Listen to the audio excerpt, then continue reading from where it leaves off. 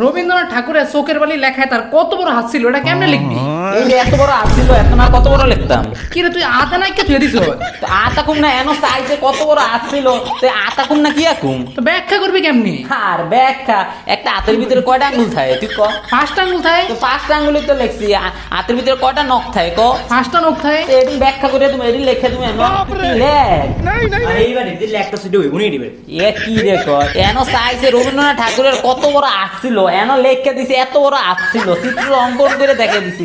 এনো ব্যাখ্যা করতে কইছে, ব্যাখ্যা করছে কয়টা আঙ্গুল আছে, 8টা কয় ইঞ্চি, 8টার ভিতরে কয়টা নৌকা ছিল, এটি লেখকে দিলি তো ব্যাখ্যা হয়ে যাবো। তোরা কি লেখ পাস করবি? হইব? আরে পাস। লেখ রে। এরে বন্ধু বিদ্যুৎ চমকায় কেন জানাস নি? এই বন্ধু বিদ্যুৎ চমকায় কেন রে? আর এটা তো একদম